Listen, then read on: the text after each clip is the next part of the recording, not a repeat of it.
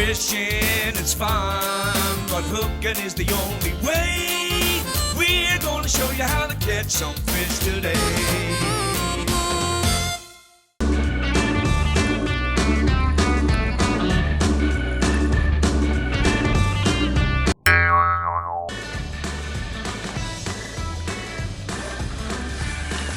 Grab him! Oh!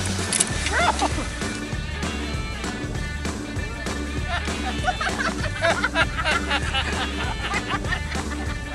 Came up and it just snapped there. He had one line like this and one line like that.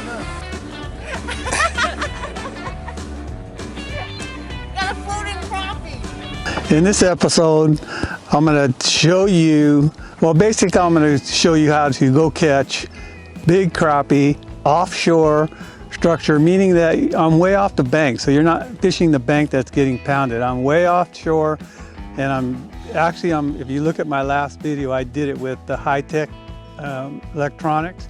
But this time I'm going to show you with 2D sonar. I'm going to show you how to find a thermocline. I'm going to show you how to see what kind of structures down there, actually see the fish and what it looks like on your screen. And you could do all this that I'm doing with 2D sonar.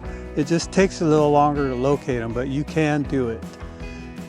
So guys, I'm going to go through some of the gear and tackle, rods, reels, lines, and stuff that you're going to need to go after these kind of fish.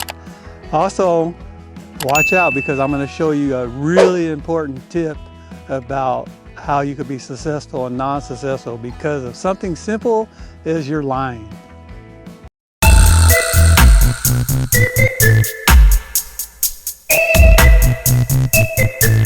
One of the things about winter fishing in the fall is locating and understanding where the thermocline is.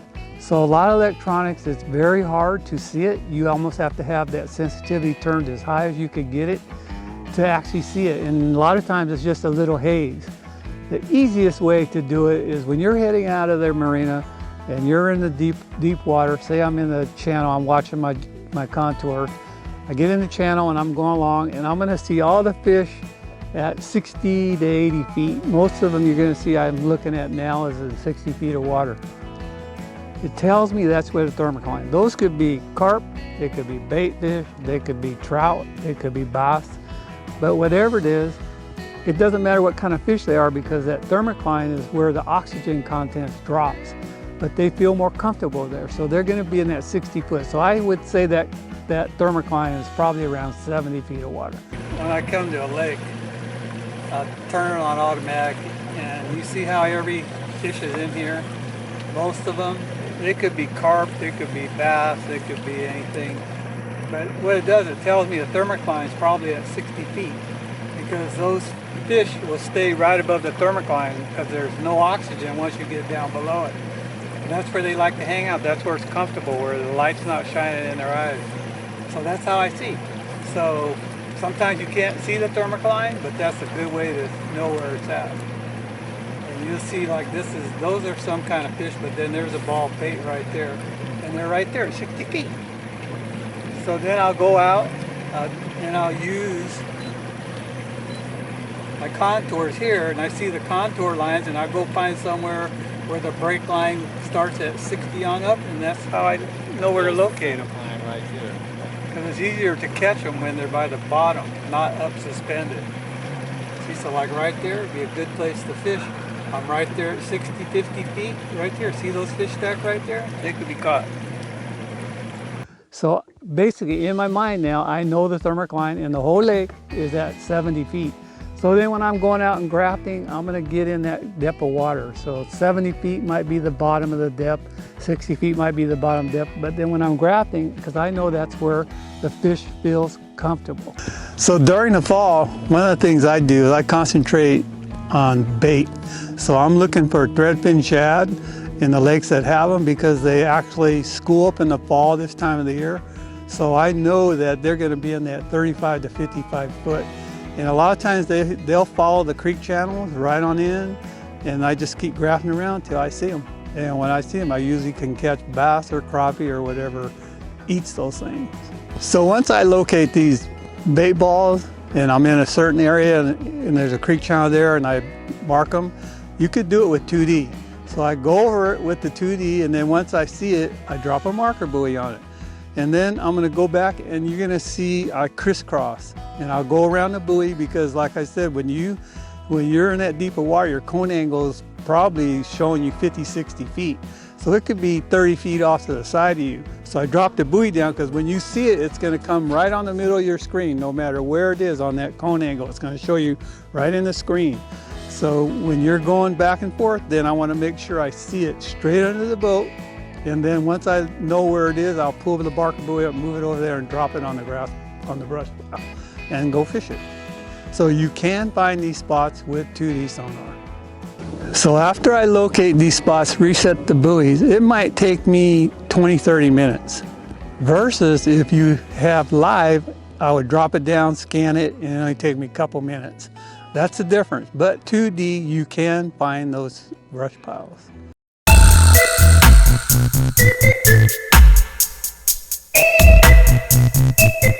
So you're gonna see the difference. So here I have my mapping and 2D sonar on my bottom unit and live on the top.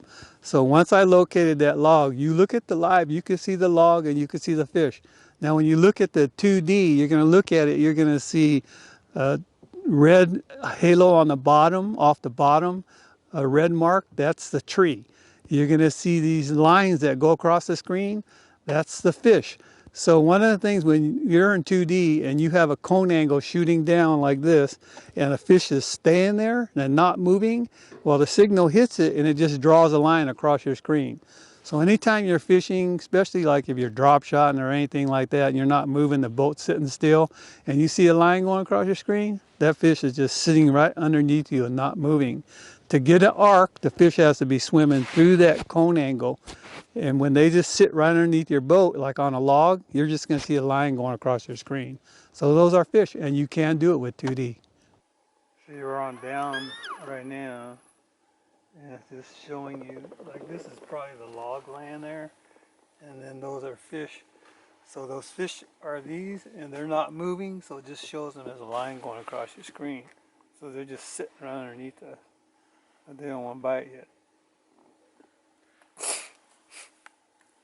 But if you see this in the down scan, it's hard to tell it's fish. But on active target, clearly fish and clearly crappie.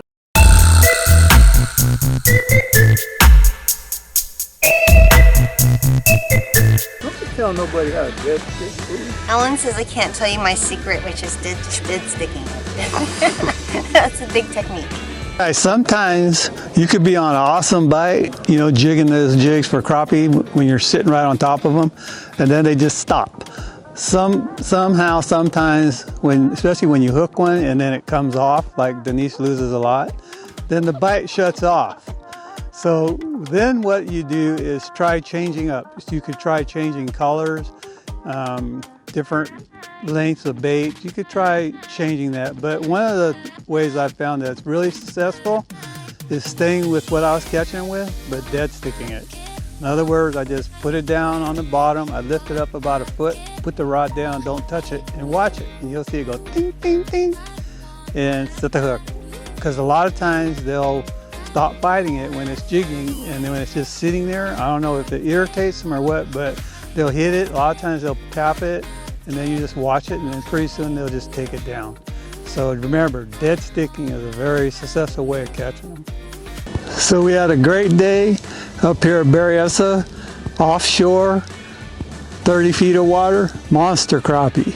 Totally different today though. They use different colors and dead sticking, so you got to change it up till you find what they like. So the fall fishing in winter, I like the water temperatures to be below 60 degrees. I mean, sometimes it just depends because of the Indian summers and stuff, because fish don't have calendars. Because every year we go, you know, I might find them in November doing this, I might find them in December doing it, I might find them in January doing it. Because fish don't have calendars. They just know by water temperature and usually the shortness of the days. So remember, electronics, very important tool to use your GPS, to use your 2D, down scan, side scan, and live. I know it's a lot of money to do it, but you know, nowadays it's just like an advantage. You could watch all these tournaments back east, and these young guys are just taking over because of the technology. You're looking on boats now, and you're seeing, like on this boat, I have 3 12-inch screens. A lot of guys have 4. I know one guy that's got 2 16 inches up front and 2 16s in the back, and he'd never regret spending that money. So having good electronics is a big plus for this kind of fishing.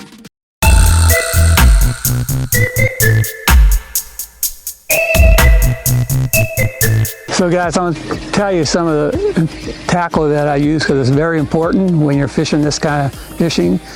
Remember, I'm very far offshore, so once I get that fish hooked and up maybe 2 feet, I know I'm clear of the trees and stuff. And when you're down that deep, you know, you want to use something that's parabolical. I use a light rod and basically a reel just enough to hold like 100 yards of 4-pound test. I like to use 4, and the weight of the jig depending on how deep I'm fishing, but anywhere down to like 50 feet, I like to use 1/16 of an ounce. You want that fall presentation. You want it to be like a minnow, kind of like the shad, you know, because some of the things, like I'll change up in colors. The deeper I go, the darker the color I'll use. But when they're feeding on shad, if I had to pick one color, it would probably be a solid white color, one that you can't see through. They make these in translucent colors also, but I like to use the solid colors if I'm fishing deep. Tie direct, don't use no swivel. Sometimes I found that they could be really finicky. So like if you have a tree laying there with the stump on this side and the end, and you put your boat over here, they won't bite. You move her around the other way and you throw it out there and you catch one after another. So don't give up when you see them. Just try to make some adjustments. And Dave, do you normally get crappies this big? This is a monster here. I can hardly lift him. Now you used to have a houseboat here. Did you get crappie this big then? Never. 40 years I've been fishing here and never caught them this big. I just use a light line. This one here, you can see it's green, so I could see it. I'd say probably 90% of the times I do not feel the bite when they're 30 feet or deeper. I just feel it load up, but if you watch the line, you'll usually see it just move this a little bit, and then you could set the hook. So basically, you know, you're not finding me throwing any kind of braid. Problem, say you have this strung on your reel for 6 months, a year, and you cast out and you have all these little coils, that's a no-no. Because when you throw it out and your line's all coiled and you reel and you move it, it's coiling like this, and this jig is so light that it's going like this in the water. You're not gonna do very well. It has to look very natural and swim perfectly straight without doing loop-to-loops. It is so important to make sure your line, when you cast it out, is straight. Great day at Berryessa. Got a 3-pound smallmouth, and the crappie are so huge, 2 pounds, almost the same size. Awesome fall fishing. Here's these crappies. I found them on Offshore Structure in Berryessa. Just tooling around on 2D Sonar. Some of them, one of them though, are about 3 pounds. So the average is about 2 pounds. Huge, huge slabs. You never see this on the really popular areas to fish. So guys, I just showed you how to catch these big crappie offshore on structure and do it with 2D sonar. So these crappie offshore, they're so abundant because it doesn't get pounded to death, and they're so fun to catch. So I encourage you guys to look at the videos I've done in the past. I've done about 4 videos on crappie, showing you different ways of catching them in lakes. I went down to the sloughs, and they're pretty abundant everywhere where you could catch them. And they make really good table fare. I also did a video showing you how to clean and cook them. So you can't go wrong. You could go back and look at the videos, learn how to catch them in sloughs, lakes, offshore, catch big ones, and enjoy it, and actually have a really good dinner with them. They're really excellent table fare. So if you like this video, please hit the like, and you know, I'd really appreciate it if you hit the subscribe button too, because it'll really help my channel a lot. If you look in the bottom corner, there's a comment. You can leave me a comment and ask me any questions on the last 90 videos I did, and I'll answer you within 2 or 3 days. So thank you for watching, and I'll see you guys next week.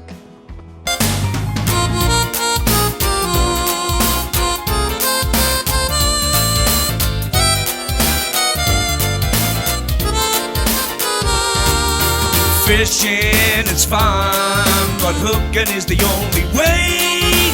We're gonna show you how to catch some fish today.